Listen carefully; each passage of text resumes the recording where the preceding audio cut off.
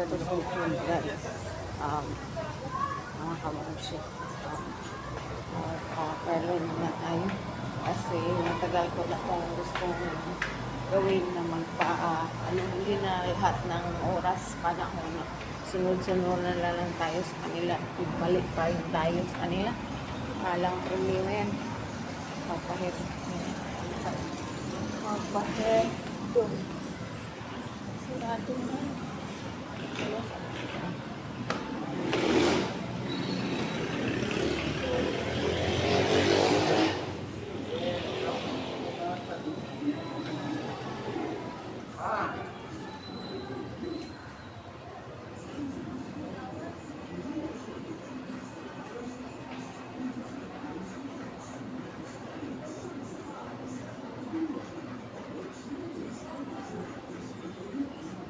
Hindi ako sa kinakatanan ko, maraming lipat ko dyan.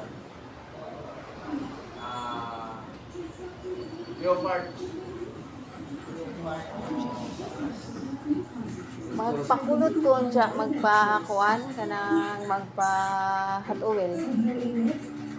Pa-hot-oil tapos tulon? Oo. Wala yung tapos lang wife ko. Oo. Leopard. Bilis din. Oo,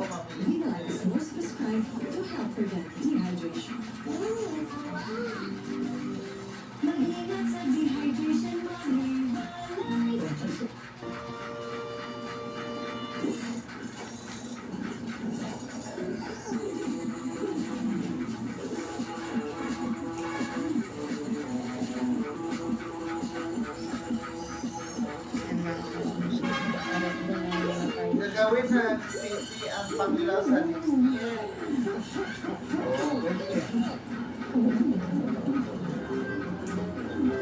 Laki yung mga panglawan. Mamukapak na kaya pala. Malaki. Tapos naman kasi wife ko dito. Hindi ka na mamaya Wala na mga tao nun eh. Hintay ko tayo. Tayo na. Dito na sila doon. Yung may kaysa. At Serene, ang pagnenegosyo ng mag-asawa, biglaan lang daw. Noong December, na-float kasi ako dun sa trabaho. So, syempre, kailangan din namin gumawa ng paraan paano ako kumita habang wala pa akong work. So, pag-usapan namin ng wife ko ano pwede namin gawing business. Siya kasi, minsan nagtitiktok kasi siya. So, nakapaghanap siya ng parang something na pwede namin umpisahan. Meron kaming nakita na frozen bananas ng Balboa Island. So, yun talaga yung main inspiration. So, kami ginawa namin, pwede to sa atin, pero paano ito siyang gagawin iba? So, ang ginawa namin is, nag-isip kami ng iba-ibang flavor. Ano ba yung mga ano ba hinahanap natin kapag bibili tayo ng ice cream? Dahil napapanahon, pumatok naman daw agad ang naisip nilang produkto. At tunayan, naiimbitahan na rin sila sa mga event. Ngayong araw, na-umpisa silang mag-serve ng 100 frozen banana sa isang birthday party. Kinuha sila ng mag-asawang Jello at Princess para sa first birthday ng kanilang anak.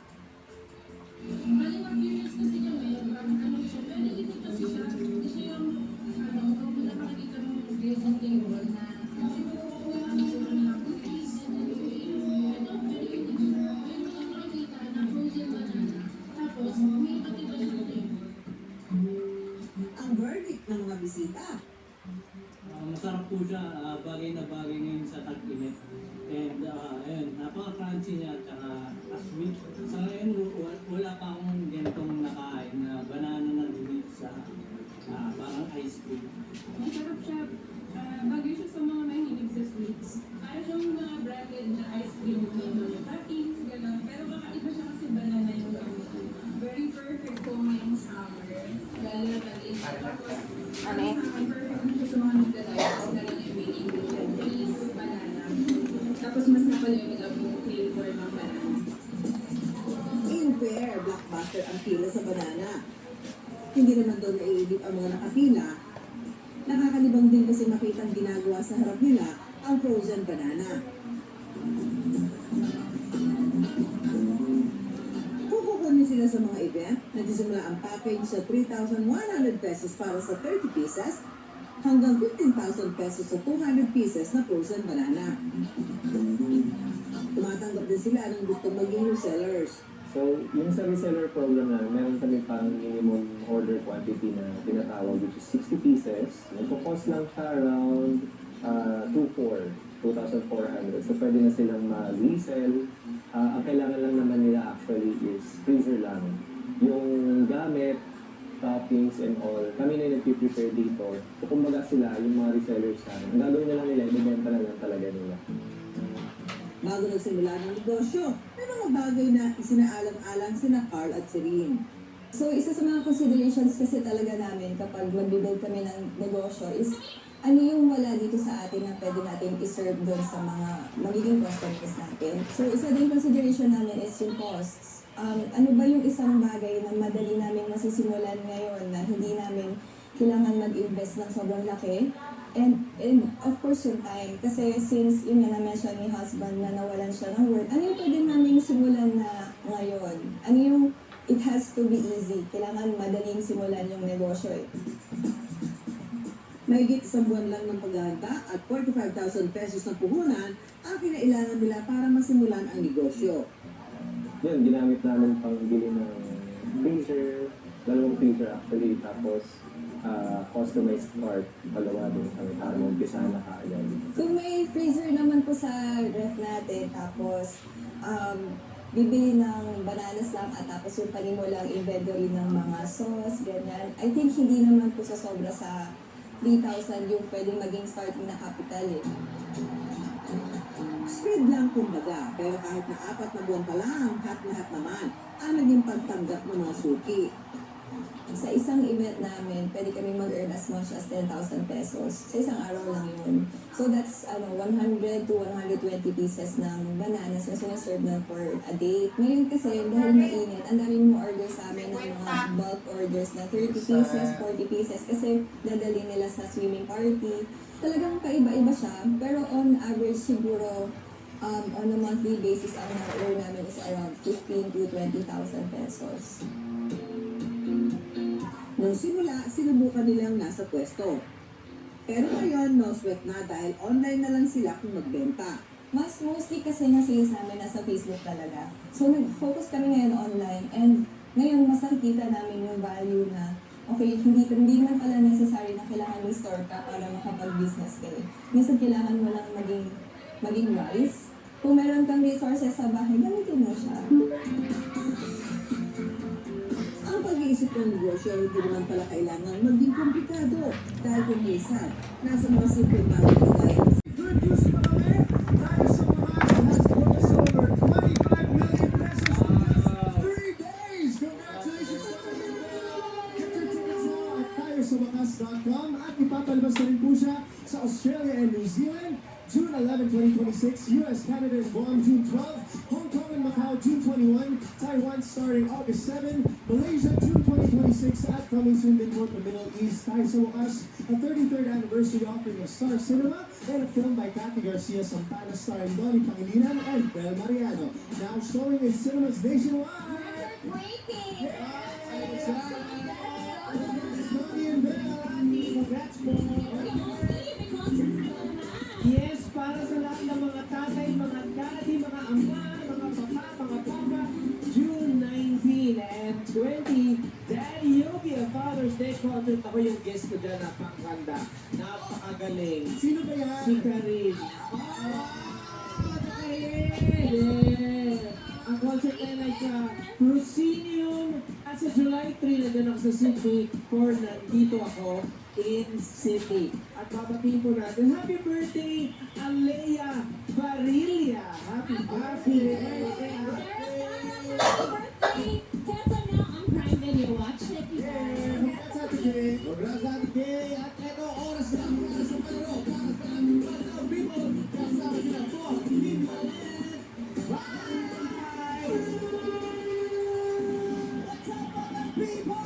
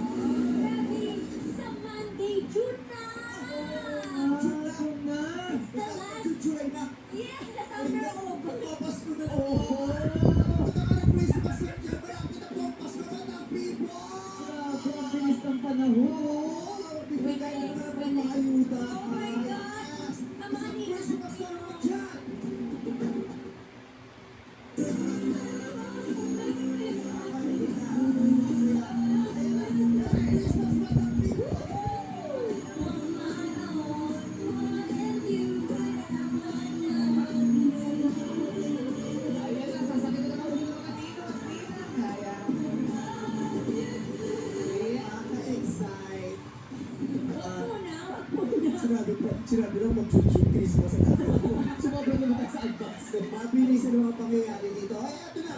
Dito, lumipat para maspan ang jackpot. Welcome to Laro Pets! Let's go!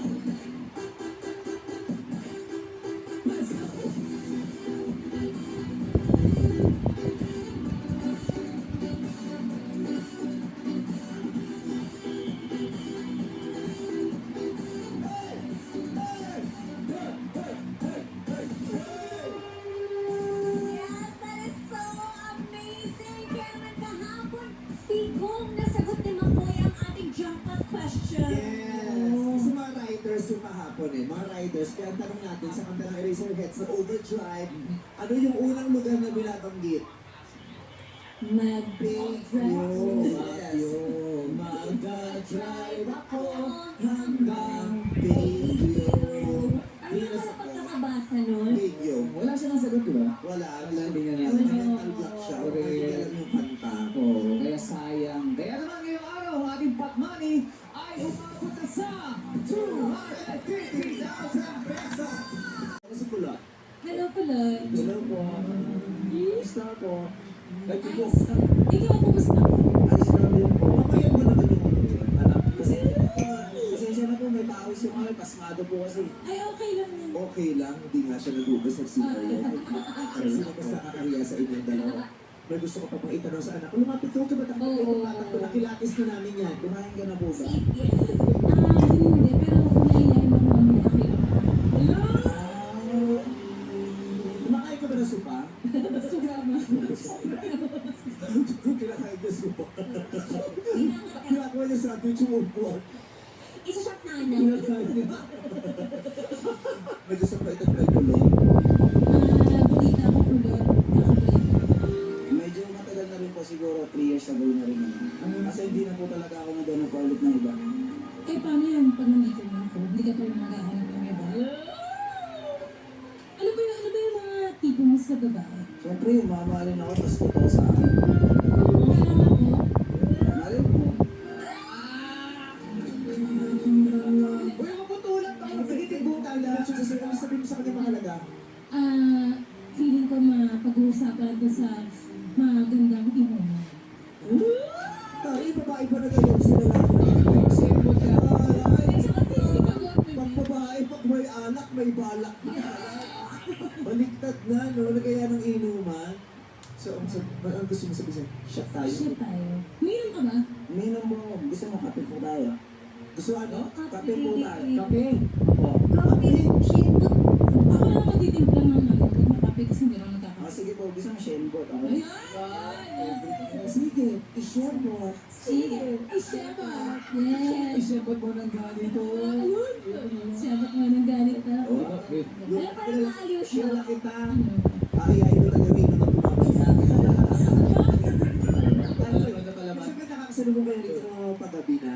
Oo. May tapos ka na. Hindi bakit? Shot tayo. Kahit sino Oo, kahit sino yan. Very friendly. Very friend. Oh, nagulat like that, na ako. right, Hindi yeah. ka nung huli nagkuya. Papasok ko sa bahay nila. Mga art dep. Tapos konti na yung mga art dep. Yung pinapatulog yung mga art dep. Yung ganyan. Okay. Kung kakausapin mo ang sarili mo ngayon, ano sasabihin mo sa kanya? Sa lahat ng mga pinagdaanan, sa lahat ng mga nangyayari sa buhay mo, kung kakausapin mo ang batang ikaw, ano sasabihin mo sa batang kulot? Siguro sa batang Kausapin mo siya sa kulot.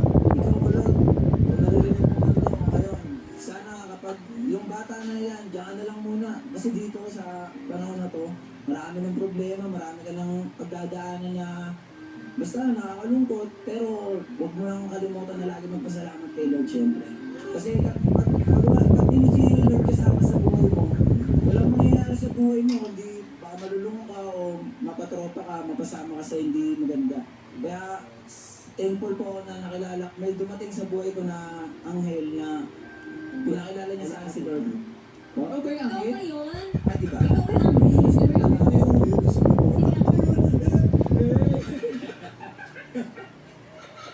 Ano ba yung anghel na dumating sa buhay mo? Ano ba, pwede mo ba shoutout?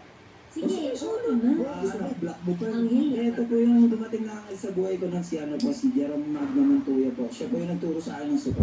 Ay, gusto mo.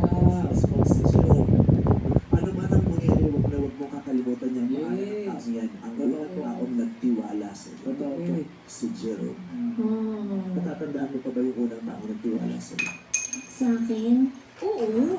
Eh, ba't ka nagalit? Di nagpapaulang ka mo nun. Grabe po.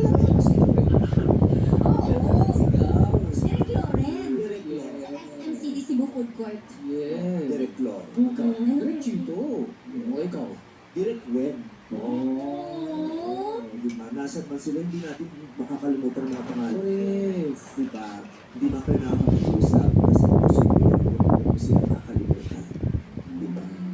Ikaw, natatandaan mo pa ba ang pangalan ng taong tubunong at nagtiwala sa iyo? Baka may pagkakataon, salamatan mo siya. Masarap sa pakiramdam. Sino kausap mo? Sino na kausap mo? Ang batang pulo. Ano totoo yun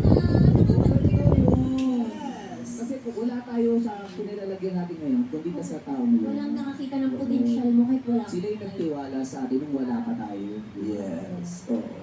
When everyone was doubting you, someone Google. your trust in you. Maraming salamat sa iyo po. Sana balang araw maging may-ari ka na ng supahan. Oo, salamat ka na sa pang. Ang dali nakasando ka din. Oh. Kasi Manipis bibigyan po. Kasi ngayon bagay niya, di ba? Pinaprotektahan niya. Baka Okay, mahal di ba? Ano ba tayo? Kev, balong. Oo. Taran! One-sided love affair. Dali na Hello po. Talagang one-sided yung pusot mo. Hindi, meron po kasi ako tinatago dyan po. ano? Baka meron siyang ano dyan, o kung ano man ang Kung link. ano man. May bukod po kasi sa ulo ko po. May buo. Kaya may ini-style. Haba na ha. Taon na po yun. Taon na. Nagsabi pa lang po bakit eh. Hindi, gasos kasi sa shampoo, di ba? Hindi ko po siya pinapaaga kasi ginupit ko rin po siya pagkasabay ng gilid ng ano. Ah. Gupit ng Kumbaga, smoke. Tinitrip. Dito na lang sa dito na tinitry mo yung gilid. Apo. Sinasabay niya daw yan. Dito doon. Oo, idulo-dulo. Pagtagal ng mga split ends. Kasi dapat ang split ends sa September, nasa gitna ng pitanggal na. Sa gitna. Ginugupit yun eh. Di ba palo?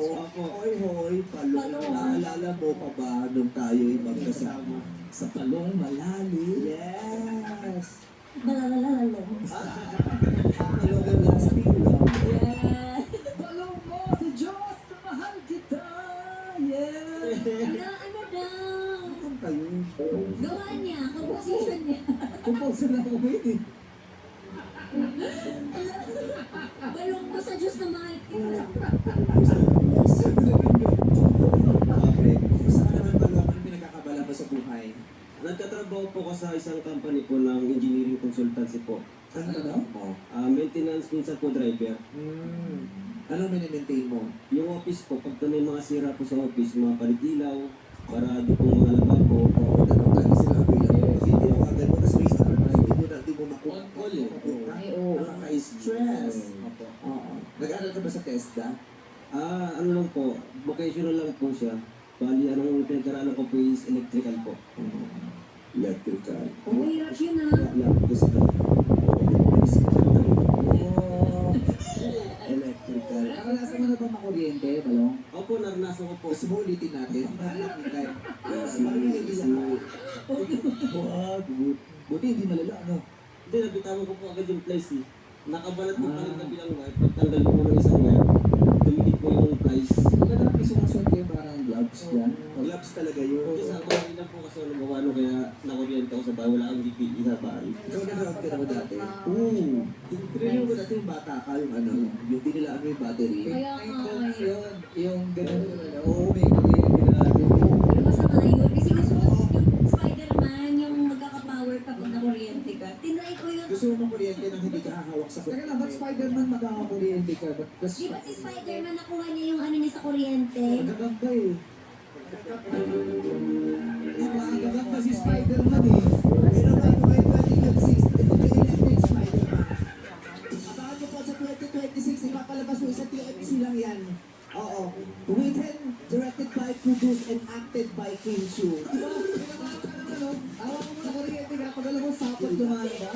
TFC presents this year 2026. Guys, the electric Spider-Man. Ay, Di ba superhero yun? Balak sa boy mo, hindi talaga puro sa kuryente, naging super yun. Si Volta, si Volta. Si Volta. Hindi yung itim na Spider-Man. O di Black Volta yan. Naranasan mo na ba yung ano, yung na kuryente ka na ano, na kuryente ka na walang kuryente? Wala Kikinig dito. Hindi yung dito yung pinipili. Oo. Try namin sa'yo. Baby, Ikaw yung kabilang tayo. Hoy, magkapiti ba magkapiti si Spider-Man at ang nakakagati si Spider-Man? Nagkati mo natapa namin sa last na. Ay, kayo unahin namin. Tapos baka rin pala isasaktan. Masama pala sa Spider-Man na may kuryente. Balikan na nga dito. Hindi ko si Joe Splitera. Dati ka bang sex bomb, Joe? Personal collection.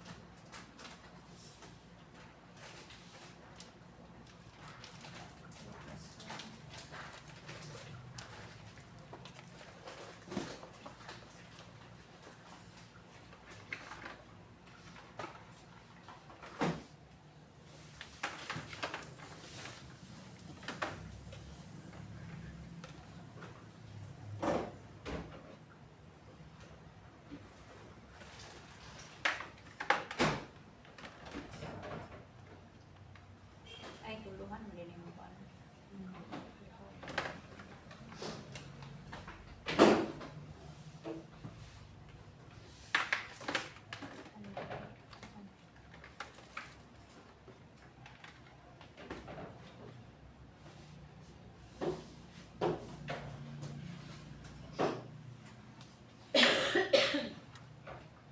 Depende mo sa JTC ang ID, no? Ako pa yung man. Mo hadyo pangan.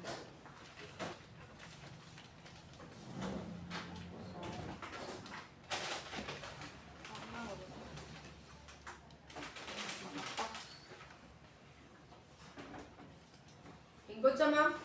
Okay. Kaya magtap ako sa inyong pangat. Okay.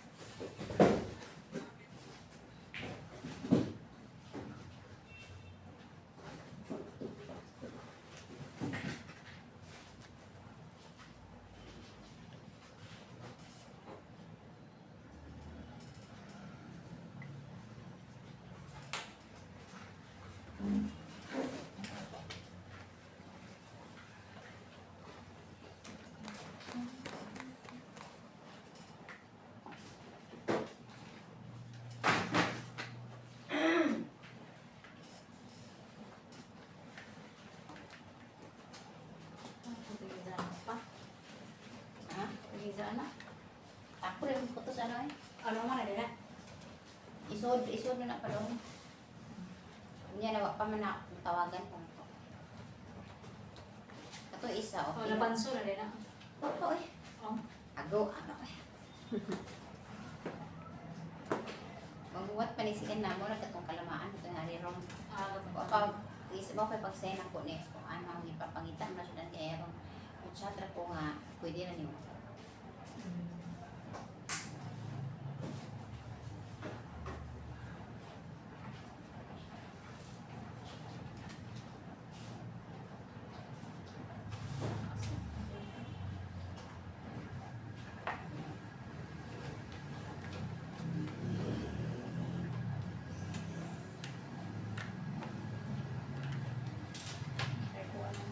So, yung ubuhan or buhan? Ulbuhan.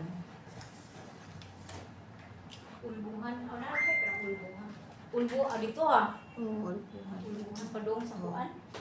Padong kanyas. Kamiyas no. Oh, labuon. Yeah. Skina. Ulbuhan. Hindi mo na yung sandingan niya po. Ha? Ubuhan.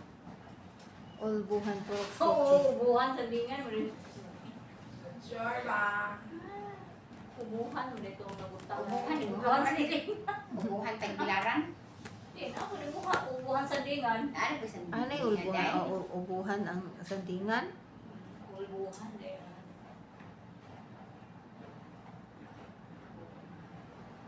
So, purchase na lang ko na angay sa uban.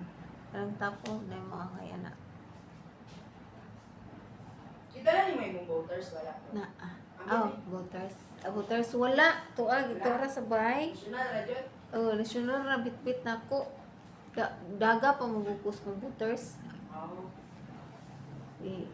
Kuan pa. Anang, change.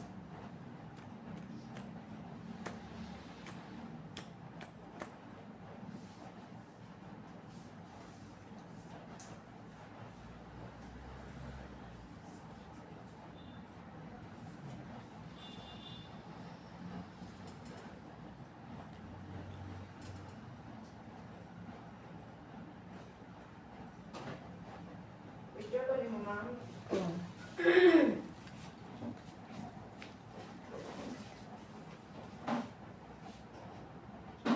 One, two. Ay. One, two.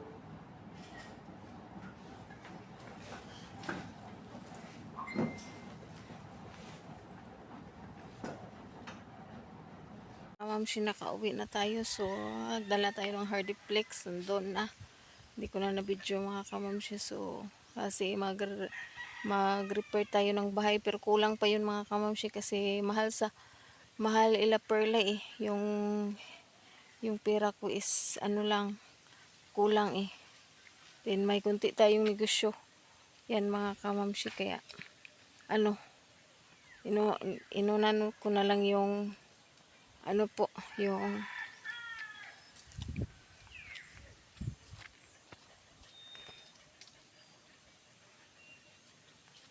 look.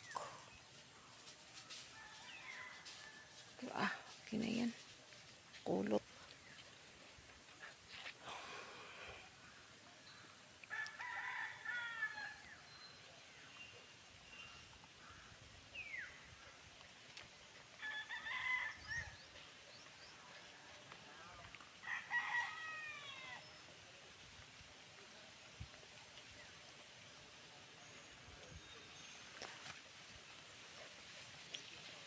Tita lang mamaya pagdating doon.